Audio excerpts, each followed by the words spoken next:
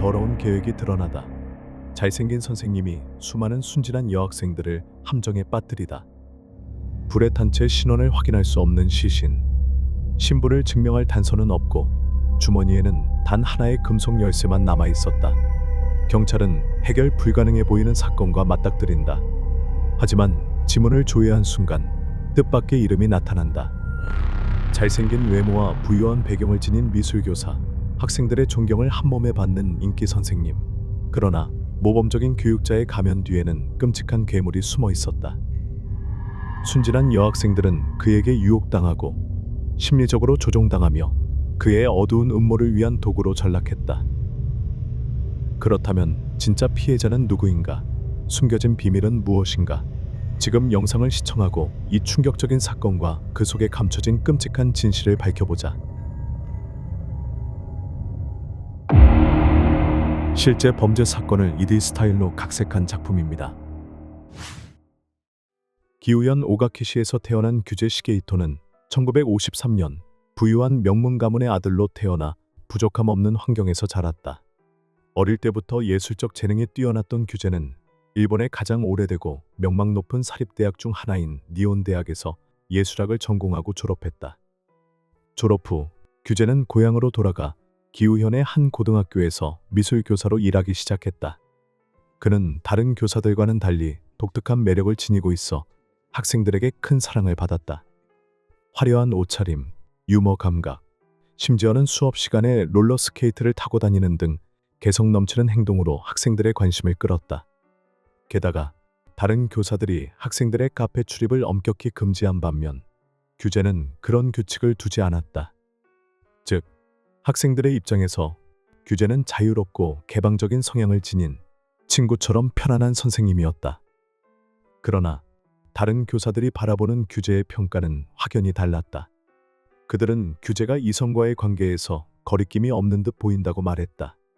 그는 여교사들과도 지나치게 친밀한 행동을 보였지만 심각한 문제로 번지지는 않았다.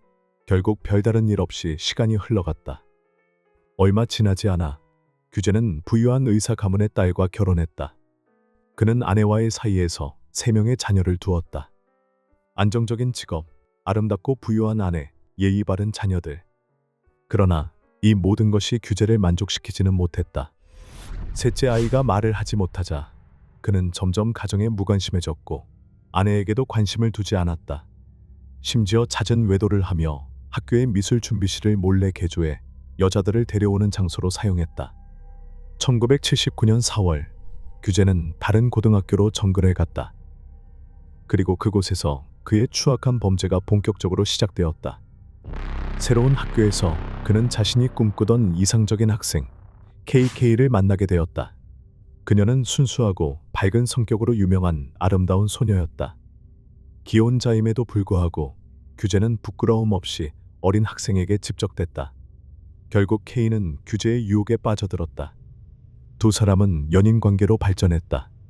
그러나 그들의 관계는 1982년 K가 고등학교를 졸업하면서 갑작스럽게 끝났다. 그로부터 몇 년 후 우연히 도시에서 다시 마주친 규제와 K. 규제는 마치 K를 이해하는 듯한 태도로 "넌 너무 쉽게 속아 넘어가. 무슨 일이 생기면 나한테 연락해." 라고 말했다. 그렇게 말하며 그는 K에게 자신의 연락처를 건넸다. 이후 규제는 다시 K와 교제를 시작하며 그녀에게 모델 에이전시를 소개해 주었다. 당시 K는 진로를 고민하고 있었다. K는 모델로 활동을 시작했지만 일거리를 구하는 데 어려움을 겪었다.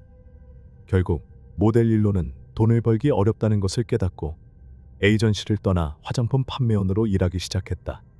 하지만 규제는 끊임없이 그녀에게 새로운 일자리를 찾아주려 했고 마침내 돈을 많이 벌 수 있는 방법을 소개했다. 그것은 성인 엔터테인먼트 산업이었다. K가 돈을 벌기 위해 필사적이었던 이유는 그녀의 가정 형편이 극도로 어려웠기 때문이다. 그녀의 꿈은 어머니와 함께 운영할 가게를 여는 것이었다. 게다가 여동생의 학비 또한 큰 부담이 되었다. 이러한 상황 때문에 K는 결국 규제의 제안을 받아들였고 그녀의 뛰어난 외모 덕분에 단기간에 유흥업계에서 유명 인사가 되었다.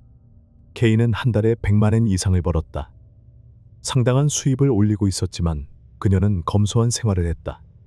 최소한의 생활비를 제외한 모든 돈을 그녀의 꿈을 위해 저축했다. 그리고 규제는 이를 악용했다.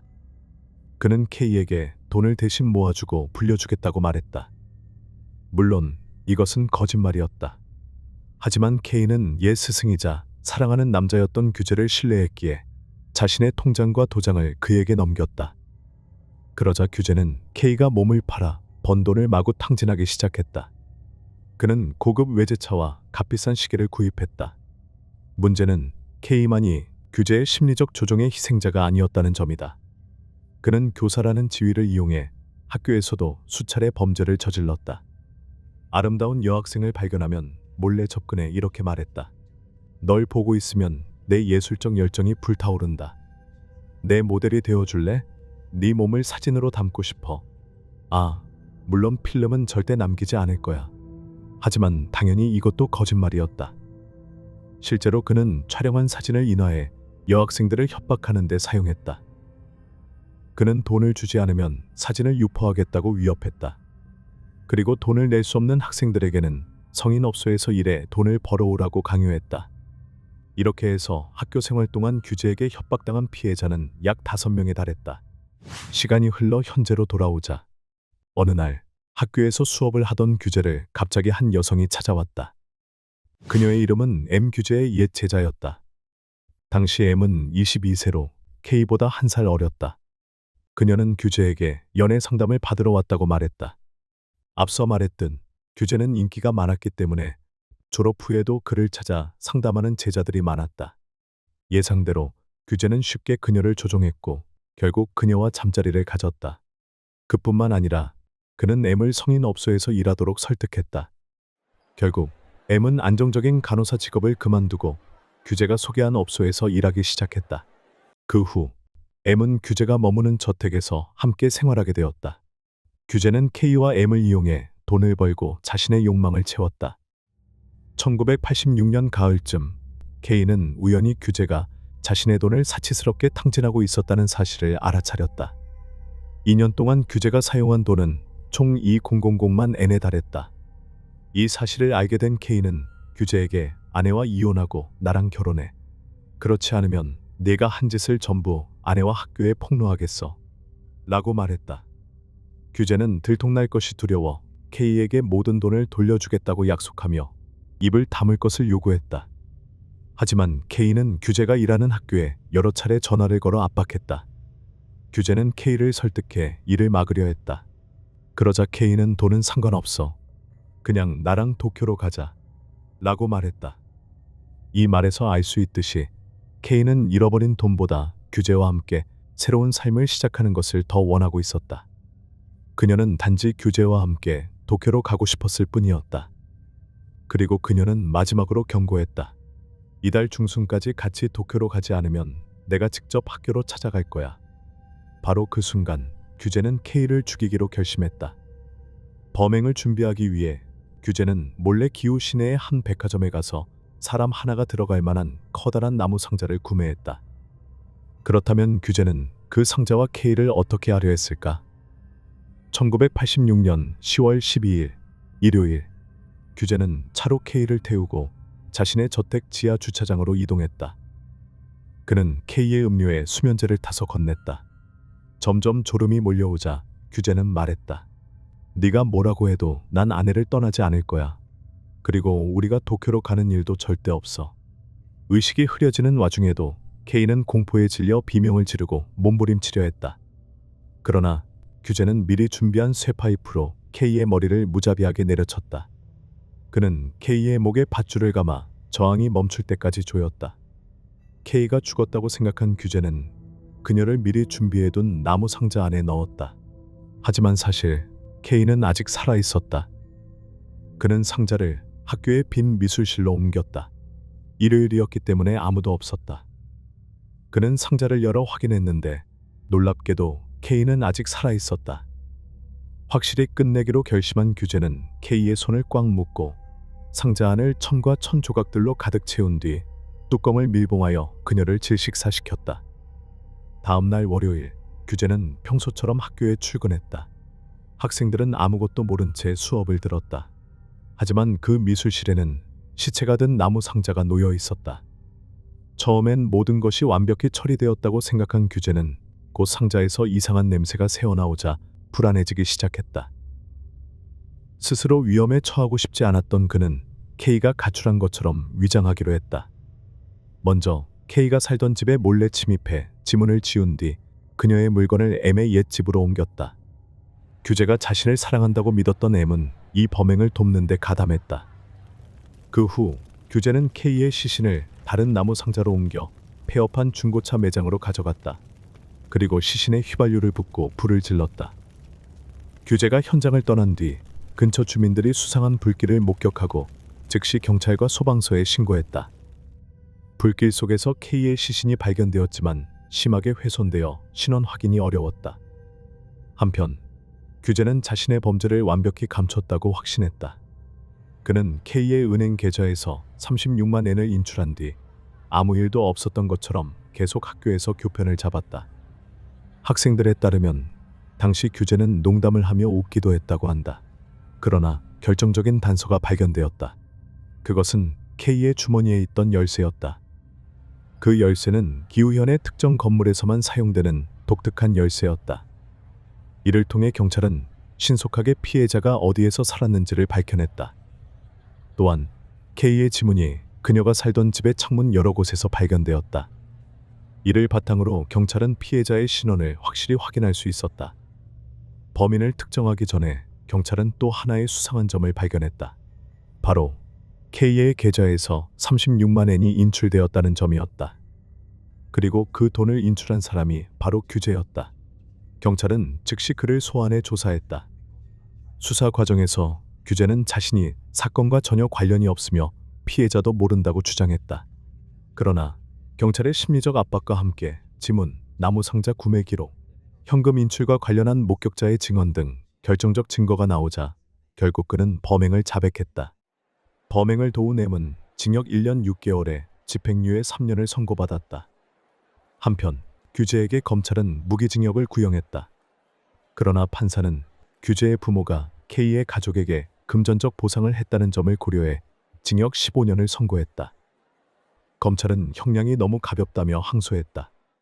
항소심에서 재판부는 원심을 뒤집고 규재에게 무기징역을 선고했다. 법원은 규재 부모의 금전적 보상이 단순히 K가 벌어들였던 돈을 되돌려준 것일 뿐 진정한 배상이 아니라고 판단했다. 규재는 판결에 불복해 상고했지만 기각되었고 결국 무기징역형이 확정되었다. 결국 타락한 교사는 교육자로서의 사명과 인간으로서의 용납할 수 없는 죄악에 대한 응당한 처벌을 받게 되었다. 교사는 교육받은 성인으로서 책임을 져야 하는 존재임에도 불구하고 규재는 알고도 이러한 끔찍한 범죄를 저질렀다.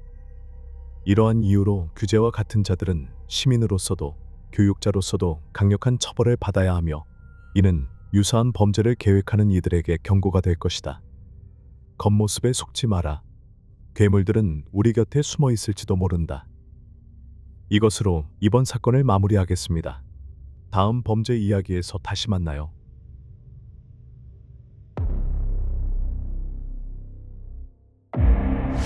일곱 명의 청소년이 아름다운 젊은 소녀에게 2달 동안 끔찍한 일을 저질렀다. 실종된 지 2달 만에 경찰은 시멘트 드럼에 숨겨진 어린 소녀의 훼손된 시신과 함께 끔찍한 증거를 발견했다. 더욱 충격적인 것은 부검 과정에서 그녀의 치아는 산산조각이 나 있었고 내장이 잔인하게 손상되었으며 놀랍게도 그녀는 임신 중이었다. 이 불쌍한 소녀는 왜 이렇게 잔인한 고문을 당했을까?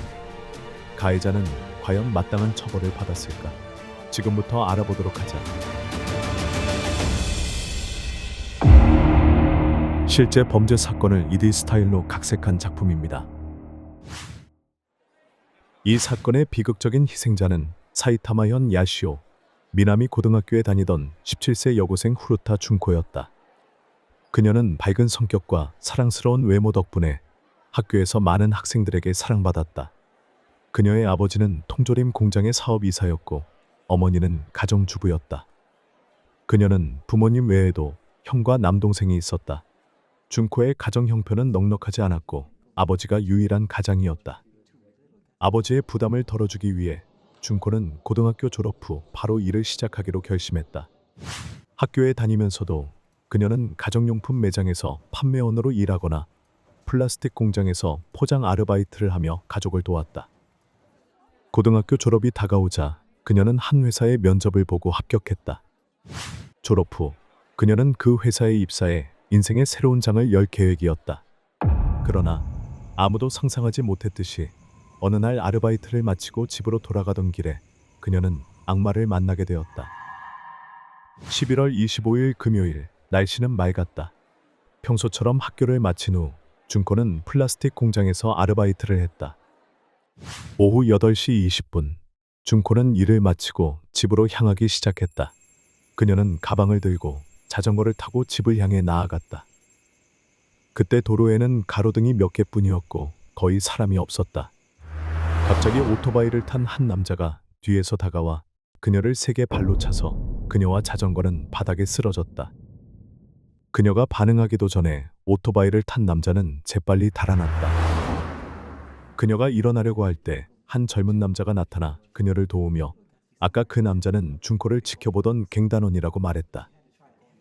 그는 그 남자가 다시 돌아와 해를 끼칠 수 있으니 자신이 집까지 바래다 주겠다고 제안했다. 쓰러진 충격으로 어지러웠던 준코는 무슨 일이 일어난 건지 잘 이해하지 못했지만 그녀 앞에 있는 이 젊은 남자는 착해 보였다. 그래서 그녀는 자전거를 끌고 그의 뒤를 절뚝거리며 따라갔다. 한참 걸은 후 인적이 드문 곳에 도착하자 그 젊은 남자는 멈춰서서 자신도 지역 갱단원이며 아까의 남자는 그의 공범이라고 밝혔다. 그의 이름은 미야노 히로시, 18세로 학교를 중퇴한 상태였다. 그는 준코를 공격하고 하룻밤을 함께 보내면 풀어주겠지만 거부하면 죽을 것이라고 위협했다. 저항할 수 없고 두려웠던 준코는 그의 요구에 따를 수밖에 없었다. 오후 9시 50분, 히로시는 그녀를 근처의 호텔로 데려가 폭행했다. 하지만 이후에도 그는 약속을 지키지 않았고 더 사악한 생각을 떠올렸다. 그는 다른 3명의 공범에게 연락해 공원에서 만나기로 했다. 이 3명은 조 오구라, 미나토 신지, 와타나베 야스시였다. 야스시는 준코를 오토바이에서 발로 찼던 바로 그 인물이었다. 새벽 3시, 3명의 청년은 공원에 차를 세워두고 기다렸다. 얼마 후 히로시는 준코를 데리고 그들과 합류했다. 4명은 준코의 가방을 뒤져 일기장을 발견했고 그 안에서 그녀의 집 주소를 찾았다. 그들은 준코에게 도망치려고 하면 가족을 모두 죽이겠다고 위협했다. 두려움에 휩싸인 준코는 그들이 실제로 그렇게 할 것이라고 믿었기에 순순히 그들의 명령에 따랐다. 논의 끝에 4명은 그녀를 도쿄 아다치구 아야세에 있는 신지의 집으로 데려가기로 했다. 신지의 집은 전봇대가 밖에 있는 2층짜리 건물이었다. 그는 종종 전봇대를 타고 친구들을 2층 방으로 몰래 데려오곤 했다. 신지의 가족은 부모님과 형을 포함해 4명이 살고 있었다. 부모는 1층에, 신지와 그의 형은 2층에 머물렀다. 그날 새벽 4명의 청년은 준코를 신지의 2층 방으로 데려가 감금했다. 그때 신지의 아버지는 여행 중이었고 집에는 어머니와 형만 있었다. 처음에 4명은 준코가 저항할까봐 걱정되어 놀랍게도 그녀를 친절하게 대했다. 준코는 시간이 지나면 그들이 자신을 풀어줄 것이라고 생각했기에 도망치려 하지 않았다. 그날 히로시는 준코의 갑작스러운 실종으로 부모가 경찰에 신고할 것을 두려워했고 준코에게 전화를 걸어 친구 집에 머물고 있다고 거짓말을 하도록 강요했다. 그 전화를 통해 준코의 부모는 이상한 점을 눈치채지 못했다. 그들은 딸이 친구 집에 머물고 있다고 생각했고 경찰에 연락하지 않았다. 이틀 후인 11월 28일 4명은 지루함을 느꼈고 더 재미있는 것을 원했기에 다른 2명의 친구를 초대했다.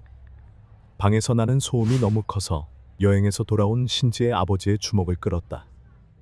신지는 아버지의 질문에 준코가 자신의 새 여자친구라며 그들을 방해하지 말아달라고 말했다.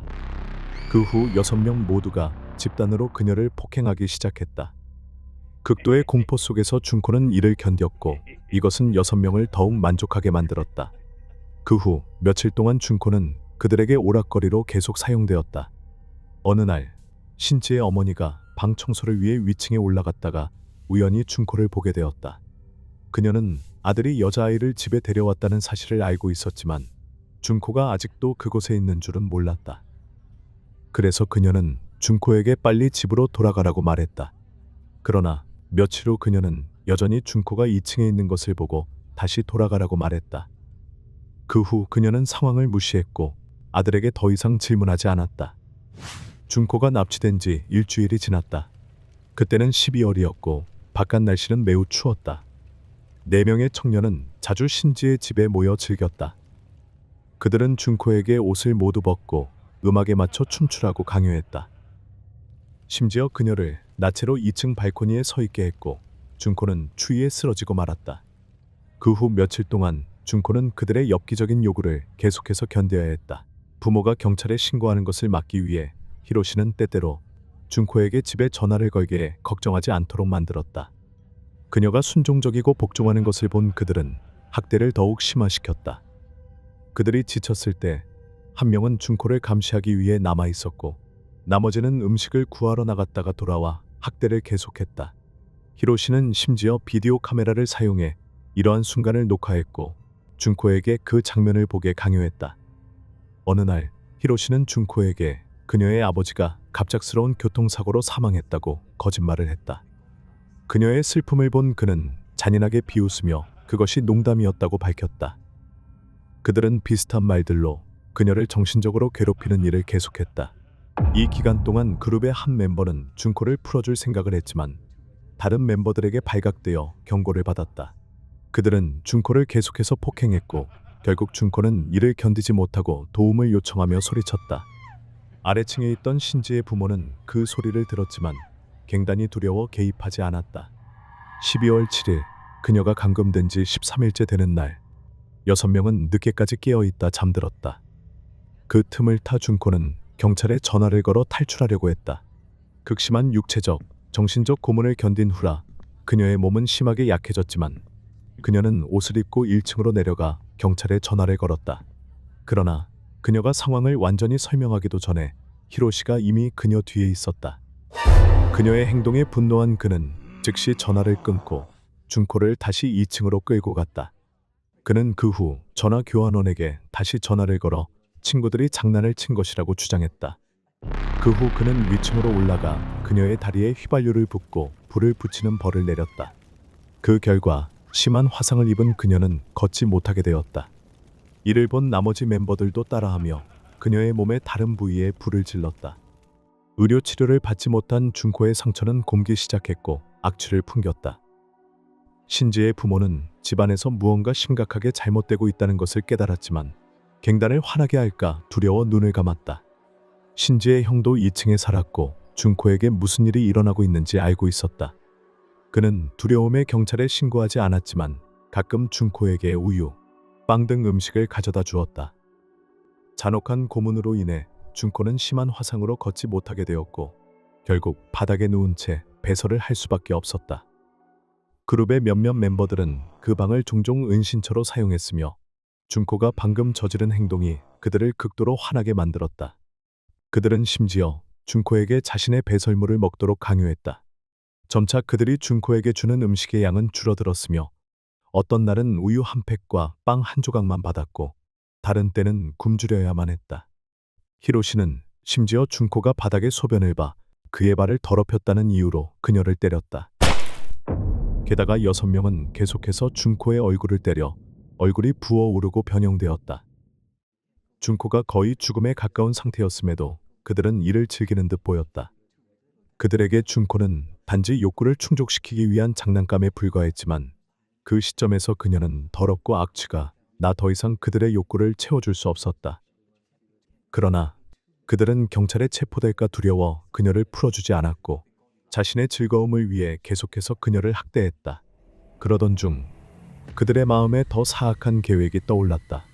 끔찍한 사건은 그녀가 감금된 지 41일째 되는 날 발생했다. 그날 아침 6시 30분 히로시는 환한 표정으로 신지의 집에 도착했다. 그는 전날 밤 도박에서 70만 원이 넘는 돈을 잃고 불만에 가득 차 있었다. 더러운 바닥에 누워있는 준코를 본 그는 그녀에게 분노를 풀었다. 그 시점에서 준코의 의식은 흐릿해졌고 거의 소리를 낼 수 없었다. 감염으로 인해 그녀의 발은 썩어 더 이상 움직일 수 없었다. 그녀를 공격한 후에도 히로시는 만족하지 못했다. 그는 무게가 7kg인 쇠봉이 달린 아령을 가져왔다. 그들은 2시간 동안 그녀의 복부를 반복해서 내리쳤다. 다음 날 아침 1월 5일 그들은 준코가 숨진 것을 발견했다. 그러나 그들은 이미 이런 결과를 예상했기 때문에 놀라지 않았다. 히로시는 자신의 이전 직장에서 트럭을 훔치고 근처 건축 자재 상점에서 황색모래, 시멘트, 벽돌을 가져왔다. 그는 또한 건설 현장에서 지름 60cm, 높이 90cm의 철제 드럼을 훔쳤다. 먼저 준코의 시신을 담요에 싸서 여행 가방에 넣었다. 그런 다음 그들은 빈 공터로 가서 그녀의 시신을 철제 드럼에 넣었다. 잔혹한 행동에도 불구하고 히로시는 매우 미신적이었다. 그는 준코가 귀신이 되어 자신을 찾아올까 두려워했다. 그래서 그는 드럼 안에 비디오 테이프를 넣었다. 그 테이프에는 일본 드라마 잠자리가 담겨 있었다. 이는 준코가 감금 도중 자주 언급했던 그녀가 가장 좋아하는 TV 프로그램이었다. 그들은 드럼 안에 시멘트를 섞어 붓고 단단히 테이프로 밀봉했다. 처음에는 드럼을 도쿄만에 버릴 계획이었지만 교통체증 때문에 경찰이 그들의 차량을 검문할까봐 두려워 경로를 바꾸었다. 대신 도쿄만 근처 와카츠 해변공원의 풀숲에 드럼을 버렸다. 모든 증거를 없애기 위해 그들은 트럭을 철저히 청소하고 신지의 집으로 돌아가 준코와 관련된 물건들을 처리했다. 1월 23일 준코가 사망한 지 18일 만에 히로시와 오구라는 다른 소녀를 폭행한 혐의로 경찰에 체포되었다. 처음에 그들은 경찰이 준코의 시신을 발견한 줄 알고 그녀에 대한 일부 사실을 털어놓았다. 나중에야 그들은 체포가 다른 사건 때문이었다는 것을 깨달았고 둘은 현재의 혐의를 자백한 뒤 도쿄 내리마의 소년원에 수감되었다. 그들의 우발적인 자백을 바탕으로 경찰은 다른 범죄에 대한 그들의 연루를 의심하기 시작했다. 경찰은 그들의 집을 수색하기 시작했다. 3월 29일 준코의 사망 2달 후 2명의 수사관이 히로시의 집을 수색하다 여성의 속옷을 발견했다.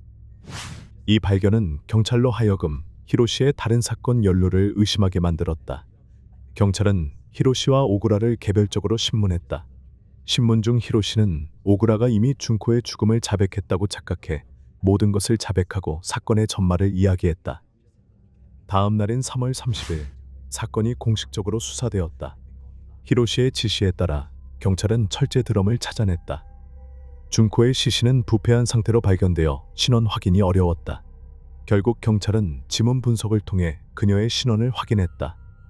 부검 결과 그녀의 얼굴은 일그러져 있었고 거의 모든 치아가 부러졌으며 가슴에는 금속핀이 박혀 있었고 장은 파열되었으며 두피가 벗겨졌고 자궁은 외부 물체에 의해 알아볼 수 없을 정도로 훼손되었다.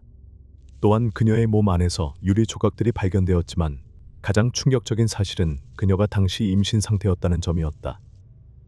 수사를 계속하던 경찰은 준코가 부모에게 걸었던 전화를 추적해 신지의 집으로 향했고 그곳에서 신지의 형을 포함한 갱단을 체포하는 데 성공했다.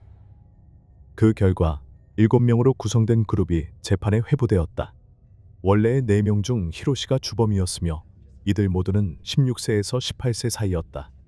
이 사건은 청소년 범죄의 심각한 사례로 남게 되었다. 경찰이 각 용의자의 배경을 조사한 결과 당시 18세였던 미야노 히로시의 아버지는 주식이사였고 어머니는 피아노 교사였다.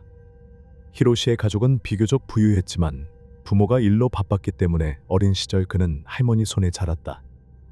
초등학교를 졸업한 후 히로시는 부모와 함께 살게 되었지만 어린 시절의 부재로 인해 부모와의 관계는 소원했다.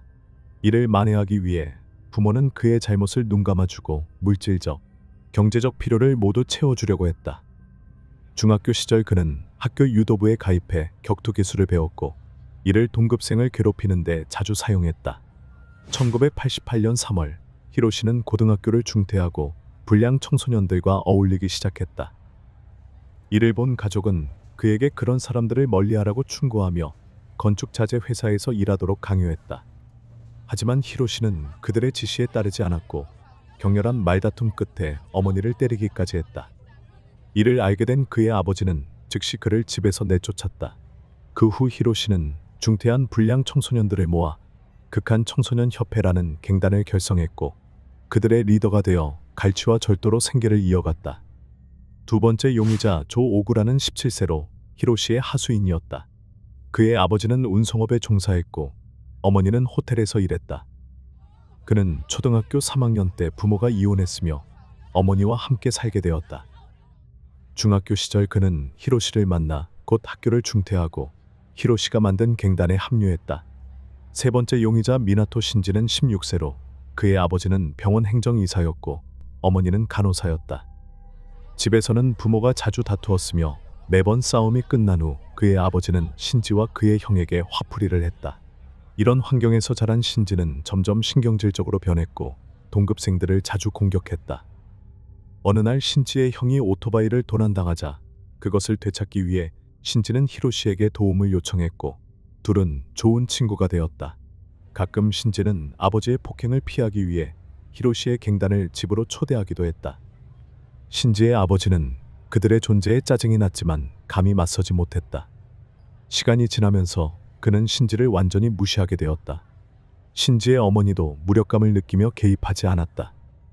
마지막 용의자 와타나베 야스시는 17세로 부모가 이혼했다. 그는 어머니와 누이와 함께 살았다. 그의 어머니는 미용실에서 일하며 일에 바빴다. 중학교 시절 히로시는 야스시의 누이를 쫓아다녔고 이것이 그들의 인연의 계기가 되었다. 사건으로 돌아가 준코의 사망이 확인된 후 그녀의 가족은 장례식을 치렀다. 친구들과 친척들은 준코의 비극적인 죽음을 애도하며 그렇게 상냥하고 온화한 소녀가 어떻게 그런 끔찍한 학대를 견뎠는지 이해할 수 없었다. 가해자들을 처벌하기 위해 이 사건은 통상적인 소년법원을 거치지 않고 도쿄지방법원으로 직접 이관되었다. 검찰은 주된 용의자 4명을 불법 감금, 고의적 살인, 사체 유기 혐의로 기소했다. 1989년 7월 31일 이 사건은 도쿄지방법원에서 공식적으로 재판에 회부되었다. 검찰은 피고인들이 미성년자임에도 그들의 범죄가 너무나도 심각하므로 성인으로 재판받아야 한다고 주장했다. 이는 일본 역사상 전례 없고 잔혹한 범죄였으며 피고인들의 동기는 임의적이고 잔인했다. 피해자인 준코는 상상할 수 없는 육체적, 정신적 학대를 견뎌야 했다. 법정에서 4명의 피고인은 유죄를 인정했지만 변호인들은 이들이 미성년자이기 때문에 준코를 죽일 의도가 없었으며 단순히 폭행을 계속했을 뿐 고의로 사망에 이르게 한 것은 아니라고 주장했다. 1990년 5월 21일 10개월간의 재판 끝에 사건은 결론에 도달했다. 히로시는 17년형을, 오구라는 5-10년형을, 신지는 4-6년형을, 야스시는 3-4년형을 선고받았다. 7명의 공범 중 3명도 소년원에 수감되었다. 검찰은 판결이 너무 관대하다고 반박하며 도쿄 고등법원에 항소했다. 1년 후인 1990년 7월 12일 도쿄 고등법원은 판결을 내렸다. 오구라의 형량은 그대로였지만 나머지 3명의 형량은 늘어났다. 히로시는 20년형을, 신지는 5-9년형을, 야스시는 5-7년형을 선고받았다. 그러나 검찰은 여전히 판결에 불만족스러워했다. 도쿄 고등법원은 당시 일본 법률에 따라 미성년 범죄자는 관대함을 받을 자격이 있다고 설명했다. 형기를 마친 후 4명의 미성년 범죄자의 부모는 준코의 가족에게 무릎 꿇고 사죄하며 아들들이 갱생할 기회를 주기를 희망했다. 그러나 준코의 가족은 그들의 요청을 거절했다. 민사법원 명령에 따라 히로시의 어머니는 변호사를 통해 준코의 가족에게 3억 원의 배상금을 지급하기 위해 집을 팔아야만 했다. 오구라의 아버지도 자신의 수입 중 상당 부분을 변호사가 관리하는 은행 계좌에 입금했다. 또한 신지의 부모는 이 범죄를 알고 있었지만 기소되지 않았다. 이는 준코의 가족에게 큰 분노를 불러일으켰고 결국 신지의 부모를 상대로 민사소송을 제기하게 되었다. 신지의 부모 역시 그들의 행동에 대해 배상금을 지급하라는 판결을 받았다. 시간이 흐르면서 가해자들은 빠르게 석방되었다. 첫 번째로 야스시는 형기를 마치고 1995년에 석방되었다. 그는 감옥에서 지속적인 괴롭힘을 당해 사람들에 대한 두려움이 생겼다. 석방된 후 그는 집 밖을 거의 나가지 않는 소심한 은둔자가 되었다. 1997년 신지는 형기를 마치고 석방되었다. 그는 가족과 함께 미사토를 떠났지만 직업을 찾지 못했다. 2018년 8월 그는 폭행 혐의로 다시 체포되어 18개월의 징역형을 선고받았다. 1999년 오구라는 석방되었다. 출소 후 그는 이름을 가미사쿠조로 바꾸고 곧 결혼했다. 하지만 2003년 그는 또 다른 범죄로 체포되어 4년의 징역형을 선고받았다. 2009년 히로시는 가석방되었고 석방된 후 요코야마 히로시로 개명했다. 2013년 그는 사기 혐의로 다시 체포되었다. 이 사건은 공식적으로 끝났지만 사람들의 마음에 영원한 공포를 남기며 일본 역사상 가장 끔찍한 청소년 범죄 중 하나로 남았다. 이 사건이 공개된 직후 일본 사회는 청소년 범죄를 둘러싼 법적 논쟁으로 들끓었다. 일부에서는 형사 책임 최소 연령을 개정해야 한다고 주장했다. 오늘 영상은 여기까지입니다. 다음 영상에서 만나요. 최신 알림을 받으려면 좋아요와 구독을 잊지 마세요.